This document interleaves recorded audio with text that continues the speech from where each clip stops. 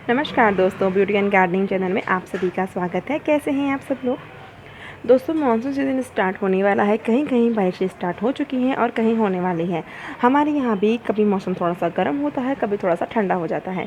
एक आध बारिश हमारी भी यहाँ हो चुकी है, लेकिन हमारे यहाँ एवरेज बारिशें ही होती हैं, ज़्यादा बारिशें हमारे यहाँ नहीं होती हैं। तो दोस्तों, मानसून सीज़न एक ऐसा सीज़न है जो सभी प्लांट के लिए बहुत ही अच्छा माना जाता है। इस मौसम में अगर आप गार्डनिंग स्टार्ट करना चाहते हैं तो ये आपके लिए बहुत ही अच्छा है। और साथ ही साथ आप कोई नया प्लांट लाना चाहते हैं, कोई कटिंग लगाना चाहते हैं, जिस मर्जी प्लांट की आप कटिंग लगाएं, इस मौसम में कटिंग के चलने के चांसेस बहुत ज़्यादा होते हैं। तो ये मौसम सभी के लिए अच्छा माना जाता है। आपने देखा भी होगा, जैसे ही बारिशें होती है ना, सारे प्लांट ग्रीन ग्रीन हो जाते हैं, उनकी ग्रीनरी और भी निखर करके आ जाती है और ग्रोथ जो है वो बहुत ही अच्छी हो जाती है। तो ये मौसम एकदम परफेक्ट माना जाता है। तो दोस्तों, इस मौसम में हमें अपने प्लांट की कैसे केयर करनी है, इसी पे आज हम बात करने वाले हैं। कुछ आपको टिप्स दूंगी, कुछ आपको बातें शेयर करूंगी, जिनको अगर आप ध्यान में रखेंगे ना, तो आपके प्लांट की ग्रीनरी और अच्छी हो जाएगी, आपके प्लांट और अच्छे हो जाएंगे। तो हमें क्या करना है, पहली बात तो दोस्तों, जब भी हम मानसून सीजन स्टार्ट हो जाता है तो हमें अपने सभी प्लांट्स के जो है ड्रेनेज होल चेक कर लेने हैं। वैसे तो हम अपने जब भी प्लांट लगाते हैं पोट के अंदर तो उसको वेल ड्रेन सॉइल देते हैं, उसका ड्रेनेज होल अच्छा रखते हैं। लेकिन दोस्तों, जैसे जैसे प्लांट की ग्रोथ होती है, प्लांट ऊपर की तरफ ग्रो करता है, उसकी जड़ें नीचे की तरफ ग्रो करती हैं। तो क्या होता है, जब जड़ें ग्रो होती हैं तो ड्रेनेज होल होता है उसको जड़ें कवर कर लेती है। इस वजह से हो सकता है कि प्लांट में जब आप वाटरिंग करते हो तो वाटर अंदर रुकता हो, इससे आपके प्लांट ख़राब हो सकते हैं, उनकी जड़ें ख़राब हो सकती हैं। तो बारिशों में तो आप देखते हैं, जैसे कि बारिश हो रही है, प्लांट में अगर ओवर वाटरिंग हो जाती है और ड्रेनेज होल अच्छा नहीं होगा तो आपके प्लांट ख़राब हो जाएंगे। तो सबसे पहला काम हमें यही करना है, ड्रेनेज होल चेक करने हैं। अगर अच्छा है तो ठीक है, नहीं तो स्क्रू ड्राइवर की मदद से आप उस होल को सही कर सकते हैं। तो आप सबसे पहला काम तो ये कीजिए। दूसरा काम दोस्तों, बारिशों का जो पानी है वो सभी प्लांट के लिए अच्छा होता है, चाहे वो इंडोर हो, आउटडोर हो, सेमी शेड वाले हो या फिर सुकुलेंट्स प्लांट हो। सभी प्लांट्स को बारिश का पानी ज़रूर से दिलवाएं। अगर आपके यहाँ टेरेस गार्डन है तब तो बहुत अच्छी बात है। अगर आपके बालकनी गार्डन है और आपके सभी प्लांट्स को बारिशें नहीं मिल पा रही हैं तो आप थोड़ी सी मेहनत कीजिए, अपने सभी प्लांट्स को ऐसी जगह पर रखिए जहाँ पर बारिश अच्छे से मिल जाए। मैं तो यही करती हूँ, जैसे ही बारिश स्टार्ट होती है अपने सभी पोट्स को, जिन जिन पोट्स को बारिश का पानी नहीं लगता है उनको उठा करके बारिशों तक पहुंचा देती हूँ। बिकॉज हमारे इस एरिया के अंदर बारिश नहीं आती है, तो मैं इन सभी प्लांट्स को उठा करके बारिशों तक लेके चली जाती हूँ। तो मैं तो ये काम करती हूँ। और भी मेरे जो प्लांट्स हैं, मैंने जैसे कि यहाँ पे प्लांट्स ऐसे रख रखे हैं, इनको पीछे रख रखा है जिनको थोड़ी सी कम धूप चाहिए, और इन प्लांट्स को आगे की तरफ रख रखा है जिनको थोड़ी ज़्यादा धूप चाहिए। तो ये प्लांट तो रफ एंड टफ से हैं, ज़्यादा धूप भी सहन कर लेते हैं और ओवर वाटरिंग भी सहन कर लेते हैं। लेकिन कुछ एक प्लांट्स ऐसे होते हैं, जैसे कि हमारे मोस्ट रोज, इनको ज़्यादा पानी नहीं चाहिए होता है। जैसे कि हमारे रियो के प्लांट, ये हमारा वन रिंग जू, इसके अलावा ये भी पर्पल हार्ट, इसके अलावा जैसे कि हमारा जो होता है, ये क्रोटोन के प्लांट्स होते हैं, स्पाइडर प्लांट्स होते हैं, कोलेस के प्लांट्स होते हैं। इन सभी को है मिट्टी जो है मॉइस्ट पसंद आती है, लेकिन ओवर वाटरिंग पसंद नहीं आती है। तो दोस्तों, मैंने ऐसे रख रखे हैं। इन इन जो प्लांट्स को मैंने आपको जो बताया है ना, इनको धूप भी कम चाहिए होती है, तो इन प्लांट को मैंने थोड़ा पीछे की तरफ रख रखा है। लेकिन अब बारिश जैसे स्टार्ट होगी, इनको भी बारिशों का पानी चाहिए होता है, इंडोर को भी चाहिए होता है, लेकिन उनको थोड़ा कम पानी चाहिए होता है। तो मैं क्या करती हूँ, जैसे ही बारिश स्टार्ट होती है सारे पोट्स को उठा करके बारिश के अंदर रख देती हूँ। जैसे मुझे लगता है कि इनको सफिशेंट पानी मिल गया है, एक आध बारिश लग गई है, उसके बाद मैं इन प्लांट्स को वापस उठा करके इनकी जगह पर रख देती हूँ। तो थोड़ी तो मेहनत आपको दोस्तों करनी पड़ेगी। अगर खुले में है तो बहुत अच्छी बात है, ज़मीन में अगर आपने प्लांट्स लगा रखे हैं तो और भी अच्छी बात है, उनमें तो ज़्यादा प्रॉब्लम ही नहीं होती है। तो पोट्स में थोड़ी सी हमें जो है थोड़ा सा ध्यान रखना पड़ता है, थोड़ी सी केयर करनी पड़ती है। लेकिन जिसको गार्डनिंग पसंद आती है ना, वो उसको ये काम भी बहुत अच्छा लगता है। मैं तो यही करती हूँ, सारे प्लांट्स को बारिशों में पहुँचा देती हूँ ताकि ये भी बारिश को अच्छे से एंजॉय कर सके।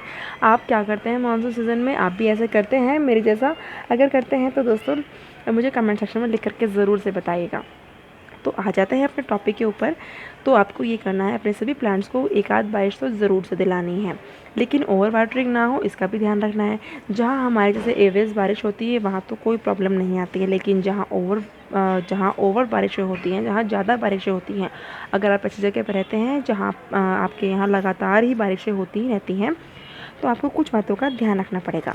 क्या करना है, आपको अपने प्लांट्स को बारिश से ज़रूर दिलवाएं, लेकिन अगर जहाँ आपको लगता है कि ओवर वाटरिंग होने वाली है या हो रही है, तो आप क्या कीजिए, या तो आप अपने प्लांट्स को कवर कर दीजिए। जैसे कि हमारी ग्रीन नेट आती है, वैसी एक शीट आती है पॉलीथीन वाली, जिसमें से अपने प्लांट्स को जो है धूप तो मिलती है लेकिन बारिश नहीं लगती है, या तो आप उससे कवर कर लीजिए। नहीं तो आप क्या कीजिए, ओवर वाटर होने के बाद आप अपने प्लांट की जो ये पॉट है उसको इस तरीके से आप कर सकते हैं। ऐसा करने से भी जो भी एक्स्ट्रा वाटर है वो बाहर निकल जाएगा। तो आप ये काम कर सकते हैं और फिर से अपने पॉट को सही कर सकते हैं। और इसके अलावा दोस्तों आप एक काम और कर सकते हैं, जैसे कि मैं इस प्लांट में बताऊं, जैसे कि ये पोट है, तो आप क्या कर सकते हैं, इसके चारों तरफ आप एक पॉलीथीन को रैप कर दीजिए। इससे भी क्या होगा, पानी अंदर नहीं जाएगा तो ओवर वाटरिंग होने के चांसेस कम होंगे। ऐसे भी आप अपने प्लांट को ओवर वाटरिंग से बचा सकते हैं। इसके अलावा दोस्तों जो सुकुलेंट्स प्लांट होते हैं उनको एक आध बारिश दिलवा दीजिए, लेकिन उनको क्या होता है, पानी बहुत कम देते हैं हम लोग, तो उनको पानी बहुत कम चाहिए होता है। तो जो भी सुकुलेंट्स टाइप के आपके प्लांट्स हैं उनको आप शेड में शिफ्ट कर दीजिए, जहाँ पे उनको हवा लग सके, रोशनी आए, लेकिन बारिशें ना आए। और अगर आप अपने प्लांट्स को शिफ्ट नहीं कर सकते हैं तो आप क्या कीजिए, जो सुकुलेंट्स हैं उनके लिए तो ज़रूर ऐसा कीजिए, अपने सभी प्लांट्स को, जो सुकुलेंट्स प्लांट हैं उनको ऐसा रख दीजिए इस तरीके से। इससे प्लांट में ओवर वाटरिंग नहीं होगी। ऐसा ही इसको रख के छोड़ दीजिए। इससे क्या होगा ना, प्लांट में ओवर वाटरिंग नहीं होगी, तो आपके सुकुलेंट्स प्लांट ओवर वाटरिंग से ख़राब नहीं होंगी। बिकॉज जो सुकुलेंट्स प्लांट है वो ओवर वाटरिंग से ज़रूर ख़राब हो जाते हैं। और जो फ्लावरिंग प्लांट्स होते हैं उनको भी दोस्तों अगर ज़्यादा बारिशें मिलती हैं तो उनके जो फ्लावर हैं वो स्पॉइल हो जाते हैं, और जो नई नई बर्ड्स बन रही होती हैं वो भी एक्स्ट्रा पानी की वजह से झड़ने लग जाती है या फिर येलो होने लग जाती हैं। तो ये भी एक कारण होता है ओवर वाटरिंग का। तो इसके लिए आप अपने प्लांट्स को, जैसे कि मैंने बताया, या तो कवर कर दीजिए या फिर जैसे कि मैं करती हूँ, पोट को उठा करके बारिश में ले जाती हूँ। जैसे उसको एक आध बारिश लग जाती है या मुझे लगता है पोट के लिए इतनी बारिश सफिशिएंट है, तो उठा करके वापस से अंदर रख देती हूँ।